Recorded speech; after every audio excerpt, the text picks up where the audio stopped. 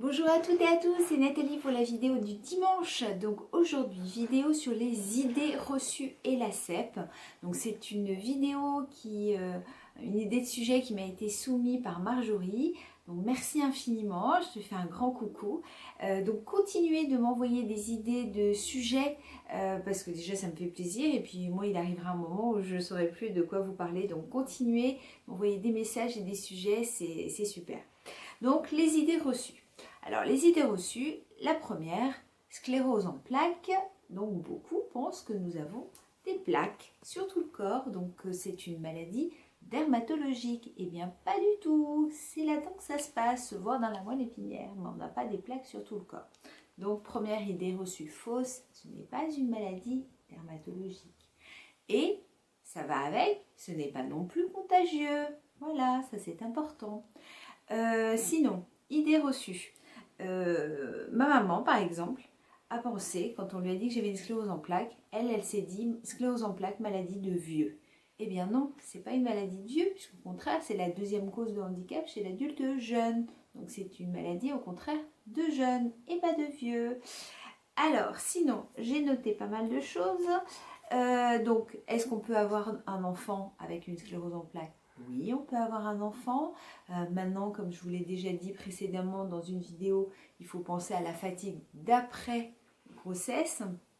Et puis, donc, il existe, ça je reviendrai là-dessus, il existe un très faible pourcentage de personnes ou dans la famille, parce que donc c'est une maladie qui est génétique mais pas héréditaire, donc il existe un très faible pourcentage où il y a une fratrie entière qui a une CEP.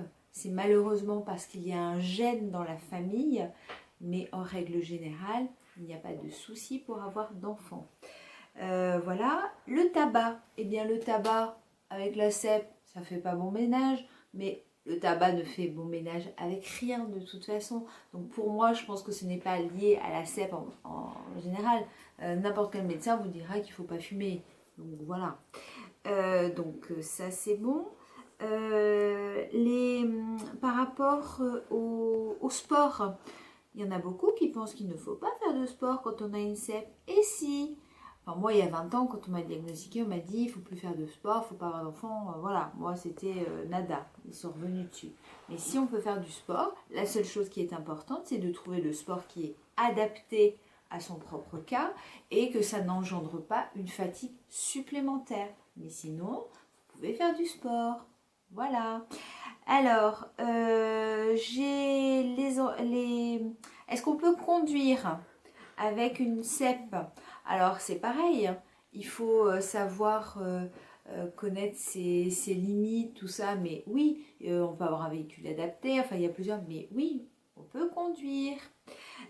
Sinon, la CEP, pour beaucoup, CEP égale fauteuil roulant. Donc, oui, il y a beaucoup de personnes qui auront un fauteuil roulant, soit de manière permanente, soit comme moi, de manière occasionnelle. Mais c'est pas parce que vous avez une CEP qu'obligatoirement vous allez être en fauteuil et plus sortir de chez vous. Non, il faut pas croire ça. Ça, c'est aussi une idée reçue. Pour une intervention chirurgicale, donc beaucoup se demandent s'il y a une contre-indication par rapport à l'anesthésie. Non, il n'y a pas de contre-indication par rapport à l'anesthésie. C'est comme pour n'importe qui. Si vous avez une anesthésie, forcément, ça va vous fatiguer, ça va jouer, mais pas plus si vous avez une CEP. Donc ça, c'est important. Qu'est-ce que j'ai noté d'autre? Oui, par rapport au vaccin. Alors ça, c'est un gros débat. Donc certains pensent que le vaccin peut causer une CEP. Moi, perso, je pense que le vaccin, notamment contre l'hépatite B, qui a fait grand bruit à un certain moment, je pense que les personnes qui ont été vaccinées contre l'hépatite et qui, suite à ça, ont eu une sclérose en plaques, je pense que la sclérose était déjà là. Ça l'a déclenchée, oui, mais ça ne l'a pas créée. Donc voilà, ça c'est important en fait. Donc pour moi, j'estime, et ça n'engage que moi, même s'il y a eu beaucoup d'études qui le confirment, mais que voilà, ça n'a pas créé votre sclérose. Ça l'a juste déclenché. Peut-être qu'elle ne se serait jamais déclenchée, peut-être qu'elle se serait déclenchée plus tard. Là, ça a fait que ça l'a déclenchée peut-être plus tôt. Alors, qu'est-ce que j'ai trouvé aussi? Alors, la CEP n'est pas une maladie psychosomatique, ça c'est important. Alors, on parle du sel, parce que j'en avais parlé dans une précédente vidéo aussi. Donc, c'est vrai que le sel, il faut le diminuer, même si on a bien sûr besoin de sel dans l'organisme, mais il faut le diminuer. La vitamine D, alors la vitamine D, c'est pareil. Là, j'ai eu des nouvelles infos par rapport à ça. Ils reviennent là-dessus. Enfin bon, de toute façon, je ferai une vidéo par rapport à la chaleur, à la vitamine D, tout ça. Donc, je vais faire une vidéo là-dessus. Alors, l'espérance de vie est-elle diminuée dans la CEP? Alors, il est dit, moi on m'avait dit à l'époque que peut-être que je perdrais quelques années de ma vie. Voilà, c'est ce qu'on m'avait dit à l'époque. Maintenant, je vous le lis en live. Dans la CEP, l'espérance de vie n'est pas diminuée de façon significative, c'est plutôt la qualité de vie qui est altérée. Voilà. Il semblerait également que traiter précocement augmente l'espérance de vie. Donc, voilà. Pour les jeunes diagnostiqués, on va dire, eh bien, pour vous, a priori, ça n'aura pas d'influence. Donc ça, c'est très bien. Voilà. Donc l'anesthésie, je vous en ai parlé. Alors, on connaît la cause de la CEP? Eh bien, non. Donc on sait que bien sûr, c'est une maladie inflammatoire du système nerveux central liée à un dérèglement. Enfin bref, je ne vais pas rentrer dans les détails. Mais on ne connaît pas de toute façon l'origine exacte. La CEP peut entraîner de la fatigue. Bon, je crois que là, la question ne se pose pas. Vous savez tous que oui, c'est une fatigue chronique. C'est pas une fatigue classique que tout le monde connaît, c'est une fatigue qui est permanente et qui est indépendante d'un effort physique. Donc ça n'a rien à voir avec la fatigue classique. Le stress peut provoquer des poussées. Alors ça aussi, c'est un sujet qui a été très débattu, très controversé. Moi, je pense que oui. Beaucoup pensent que oui. Certains disent que non. Moi, voilà, ils disent que ça n'a pas d'influence. Pour moi, ça a une influence énorme de toute façon, le stress. Que ce soit un deuil, un stress post-traumatique. Enfin bon, c'est... voilà. Après, c'est chacun qui peut donner sa version. Moi, voilà. Alors, s'exposer au soleil, ça c'est pareil, on a besoin de l'exposition au soleil pour la vitamine D, même si, comme je vous le disais, la vitamine D, là, ça reste un petit peu controversé a priori maintenant. Mais voilà, la chaleur ne serait pas bonne, le froid serait bon. Enfin bon, mais je vais faire vraiment un sujet par rapport à ça. Donc le sport, je vous en ai parlé. Les infections provoquent des poussées. Alors, plutôt vrai, ce qu'ils disent. Comme dans beaucoup de maladies auto-immunes, on retrouve souvent à l'origine d'une poussée un facteur déclenchant l'infection en est un. Donc oui, ça pourrait, c'est plutôt vrai. Le sport, je vous l'ai dit. Toutes les CEP sont identiques? Eh bien non, vous savez que non. On est totalement différents par rapport à ça. C'est pas parce que vous êtes en fauteuil que celui d'à côté va l'être. Et puis vous ferez une poussée, l'autre il va en faire 15. On est tous différents. On a tous des symptômes différents. Certains, ça va être les jambes qui vont être touchées, d'autres les bras, d'autres les yeux, d'autres... Enfin voilà.